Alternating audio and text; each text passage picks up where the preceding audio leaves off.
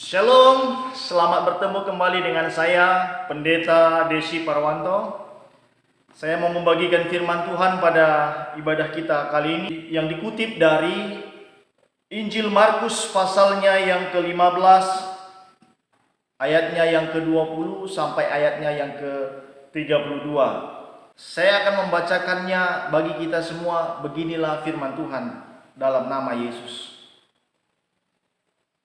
Kemudian Yesus dibawa keluar untuk disalibkan.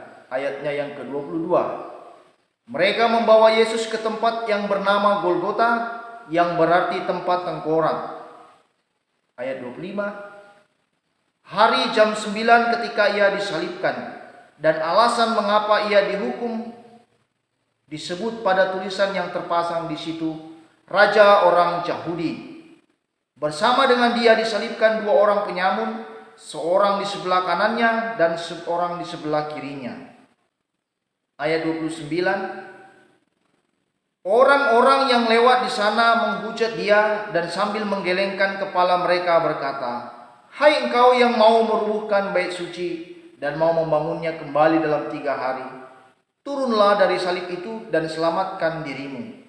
Demikian juga imam-imam kepala bersama-sama ahli Taurat mengolok-olok dia di antara mereka sendiri, dan mereka berkata, "Orang lain ia selamatkan, tetapi dirinya sendiri tidak dapat ia selamatkan. Baiklah Mesias Raja Israel itu turun dari salib itu, supaya kita melihat dan percaya." Bahkan kedua orang yang disalibkan bersama-sama dengan dia mencela dia juga. Amin. Adik-adik yang terkasih, tidak terasa minggu ini kita akan memasuki masa atau hari peringatan dari kesengsaraan Yesus Kristus di atas kayu salib yang diperingati nanti pada hari Jumat atau yang disebut dengan Jumat Agung. Hari itu menjadi hari yang paling bersejarah dalam perjalanan iman orang Kristen. Kenapa? Karena Yesus Kristus mati disalibkan. Adik-adik yang terkasih, tahu bagaimana waktu itu secara perjalanan Yesus sampai di kayu salib? Ada yang tahu? Kalau ada penjahat, dia dihukum, apakah itu hukumannya di penjara ataukah mungkin hukumannya itu dicambuk lalu kemudian setelah itu dilepas? Itu biasa, ya kan? Biasa kalau ada penjahat, dia akan ditangkap lalu kemudian dihukum. Tapi bagaimana kalau seandainya ada orang, dia bukan penjahat, tetapi justru malah dihukum, bahkan hukumannya tadi hukuman mati. Matinya pun dengan cara disalibkan. Adik-adik yang terkasih, itu dialami oleh Yesus ketika itu. Dia ditangkap oleh orang-orang Yahudi, lalu kemudian dibawa ke pengadilan agama, kemudian dibawa ke pengadilan negara. Waktu itu dipimpin oleh Pilatus, ya kan? Nah, Pilatus kemudian mengambil keputusan karena desakan orang banyak itu. Dia mengambil keputusan, Yesus dihukum, dia harus disalibkan, lalu kemudian Barabas, dia penjahat, dia pemberontak waktu itu yang sama-sama juga diadili bersama dengan Yesus, dia dibebaskan, dilepaskan begitu karena desakan orang banyak juga.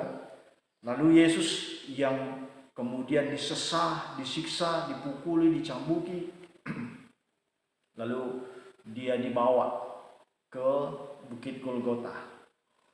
Waktu itu oleh karena fisiknya yang sudah lemah, ya kan, karena siksaan itu, ya sudah tidak mampu lagi mengangkat salib yang berat karena kayu salib itu berat.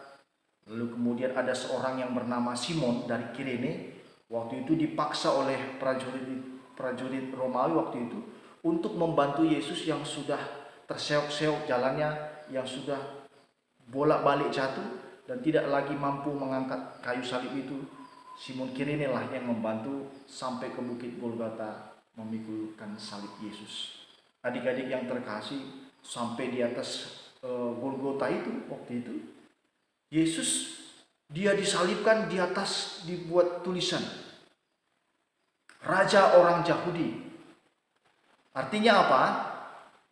Bahwa di wilayah kekuasaan Romawi tidak boleh ada raja lain selain raja dari kekaisaran Romawi.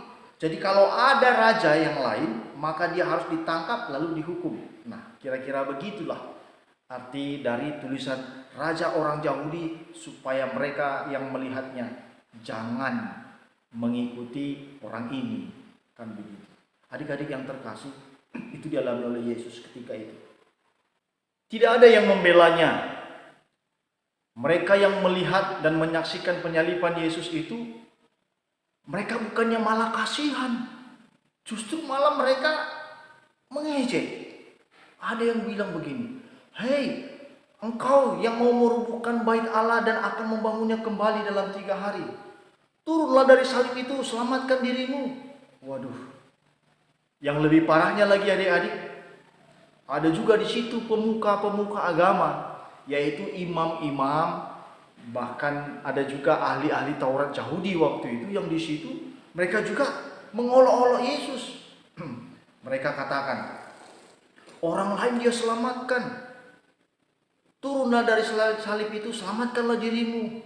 Waduh adik-adik, padahal pemuka agama harusnya tahu membedakan mana yang baik dengan mana yang jahat, mana yang patut, mana yang pantas dan yang tidak pantas.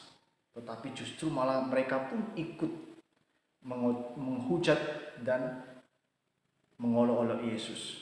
Adik-adik yang terkasih, tidak ada yang membela Yesus. Tidak ada yang berani membelanya. Murid-murid pun tidak berani. Tidak ada yang berani membela Yesus dan berbuat untuk bisa menyelamatkan Yesus. Tidak ada yang berani. Murid-murid hanya bisa diam. Mereka hanya bisa melihat. Mereka hanya bisa meratapi dan menangis menyaksikan bagaimana Yesus waktu itu disiksa, diejek, diolok-olok orang, dihujat orang. Lalu kemudian mereka pun menyaksikan bagaimana kemudian akhirnya Yesus menghembuskan napas terakhir dan mati. Adik-adik tahu mengapa Yesus mau menjalani penderitaan itu? Apakah Yesus itu tidak mampu untuk melawan dengan kuasanya karena dia adalah Allah? Apakah Yesus tidak mampu untuk berbuat sesuatu menyelamatkan dirinya seperti yang dikatakan oleh ahli-ahli Taurat waktu itu, orang-orang Yahudi ketika itu? Supaya dia turun dari salib membuktikan diri bahwa dia punya kuasa. Tetapi itu tidak dilakukan oleh Yesus. Karena yang dilakukannya adalah menggenapi misi Allah. Dia datang ke tengah-tengah dunia ini untuk menunjukkan bahwa Allah sangat mengasihi manusia. Dia datang untuk menggenapi Taurat, supaya dengan pengorbanannya genaplah hukum Taurat, bahwa untuk penebusan dosa harus ada pengorbanan, yaitu pengorbanan anak Allah, yaitu Yesus sendiri. Oleh karena itu adik-adik yang terkasih dalam Kristus Yesus, Yesus mau melakukan itu, menjalani penderitaan itu, menjalani kesusahan, kesulitan itu, bahkan kematian itu, untuk menunjukkan kasih-Nya kepada kita. Oleh karena itu, meskipun kita berdosa, Tuhan sangat mengasihi kita. Dengan maksud pengorbanan Yesus itu, kita yang berdosa menjadi orang yang diampuni dosanya, kalau kita percaya kepada Yesus Kristus. Belajar dari firman Tuhan hari ini, adik-adik sekolah minggu perlu tahu bahwa Tuhan sangat mengasihi anak-anak sekolah minggu. Tuhan sangat menyayangi kita semua, yang besar, yang kecil, yang gemuk, yang kurus, semuanya disayangi Tuhan. Yang rambutnya keriting, yang rambutnya lurus, semuanya disayangi Tuhan. Tuhan tidak membeda-bedakan siapapun, karena Tuhan sangat mengasihi kita. Jangan sia-siakan pengorbanan Tuhan Yesus yang telah menebus dosa kita. Karena kita ini adalah anak-anak Tuhan yang berharga di mata Tuhan, maka jaga dirimu. Jangan melakukan hal yang jahat di mata Tuhan. Yang kedua, marilah kita belajar menjadi anak-anak sekolah minggu yang hidup dalam kebenaran. Bicaralah yang benar, Kalaupun berbuatlah yang benar. Jangan melakukan dosa di hadapan Tuhan. Jadilah anak sekolah minggu yang bisa membedakan antara yang baik dan yang jahat. Sebagai contoh, kalau misalkan kita bergaul dengan teman-teman kita yang suka usil, jangan jadi anak sekolah minggu yang ikut-ikutan usil. Atau kita berteman dengan orang yang suka berbohong, ya kan begitu. Jangan pula kita jadi anak sekolah minggu yang jadi pembohong. Atau mungkin kita bergaul dengan orang yang bicaranya kasar. Lah, kita jangan jadi orang yang bicaranya juga kasar. Jadilah anak sekolah minggu yang baik dalam tutur sapa, dalam perbuatan, dalam perkataan. Jadilah anak sekolah minggu yang baik. Jadi anak sekolah minggu yang kebal dari pengaruh jahat. Harusnya kalaupun kita bergaul dengan lingkungan yang tidak baik, jangan lingkungan itu yang mempengaruhimu, tetapi harusnya kamulah yang mempengaruhi mereka. Orang-orang yang tadinya kasar, karena kamu ada di situ berteman dengan mereka, mereka berubah menjadi orang yang lembut. Ketika kamu bergaul dengan orang-orang yang suka berbohong, nah, harusnya mereka menjadi orang yang jujur dengan kehadiranmu. Jadi kamu bergaul dengan mereka, bukan kamu yang terpengaruh, tetapi kamulah yang mempengaruhi mereka. Itulah menjadi anak-anak sekolah minggu yang kebal terhadap pengaruh yang jahat. Jadi adik-adik sekolah minggu, dengan berbuat demikian kita bisa membuktikan bahwa hidup kita inilah hidup yang berharga di hadapan Tuhan, karena Tuhan mengasihi kita. Amin. Marilah kita berdoa. Ya Tuhan Bapa kami di surga, terima kasih melalui firman Tuhan yang sudah kami dengar, bahwa melalui pengorbanan-Mu di atas kayu salib, kami pun semakin mengerti dan semakin percaya bahwa Tuhan sangat mengasihi kami. Karena itu Tuhan, tolonglah kami, ajar-ajarilah kami agar kami menjadi anak-anak-Mu sekolah minggu yang baik, anak-anak sekolah minggu yang dapat memberi pengaruh yang baik bagi lingkungan kami. Karena kami anak-anak-Mu yang berharga di mata Tuhan. Terima kasih Bapa di surga, di dalam nama Yesus kami berdoa. Amin.